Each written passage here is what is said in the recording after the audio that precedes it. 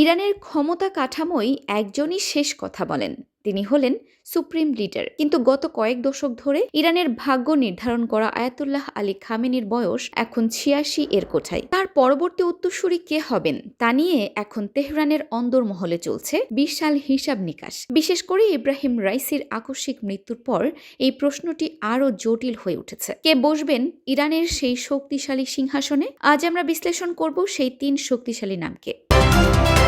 উত্তরসূরি নির্ধারণ করেন ৮৮ জন উচ্চপদস্থ ধর্মীয় নেতার কাউন্সিল, যাকে বলা হয় অ্যাসেম্বলি অফ এক্সপার্টস। তবে রেভলিউশনারি গার্ডের সমর্থন যার দিকে থাকবে তিনিই হবেন আগামীর নেতা। বর্তমানে সবচেয়ে আলোচিত নাম মোয়াজতবা খামেনি, সর্বোচ্চ নেতার দ্বিতীয় সন্তান। যদিও ইরানে বংশানুক্রমিক রাজতন্ত্র নেই, তবুও মোয়াজতবা গত ২০ বছর ধরে পর্দার আড়ালে থেকে ক্ষমতার বড় অংশ নিয়ন্ত্রণ করছেন। রেভলিউশনারি গার্ডের সাথে তার সম্পর্ক অত্যন্ত গভীর।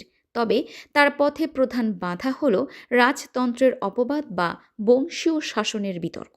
যদি খামেনি পরিবার থেকে কেউ না আসে, তবে এগিয়ে আছেন আলী রেজা আরাফি। তিনি ইরানের ধর্মীয় শিক্ষা কেন্দ্রগুলোর প্রধান এবং খামেনির অত্যন্ত ঘনিষ্ঠ। আরাফিকে দেখা হয় একজন ব্যালেন্সড নেতা হিসেবে, যার প্রশাসনের ভেতরেও গ্রহণযোগ্যতা রয়েছে। তৃতীয় যে নামটির গুঞ্জন শোনা যাচ্ছে তিনি হলেন হাশেম হুসেইনি বুশেহরি, বর্তমানে অ্যাসেম্বলি অফ এক্সপার্টসের ভাইস চেয়ারম্যান। এই নেতাকে বলা হচ্ছে ডার্ক হর্স। যদি প্রভাবশালী মহলের মধ্যে মতবিরোধ তৈরি হয়, তবে বুশেহরি হতে পারেন একজন সর্বজন গ্রাহ্য সমাধান। রাইসির মৃত্যুর পর এই রেস এখন আরও কঠিন হয়ে পড়েছে। খামেনির উত্তরসূরি নির্বাচন কেবল ইরানের বিষয় নয়, এটি মধ্যপ্রাচ্য সহ পুরো পৃথিবীর শান্তির জন্য অত্যন্ত গুরুত্বপূর্ণ। কে হবেন ইরানের আগামীর কাপ্তান? সময় হয়তো খুব দ্রুতই সেই রহস্য উন্মোচন করবে। আপনার কি মনে হয়, খামেনির ছেলের কি ক্ষমতা পাওয়া উচিত, নাকি অন্য কাউকে আপনি যোগ্য মনে করেন? আপনার মূল্যবান মতামত কমেন্টে জানান।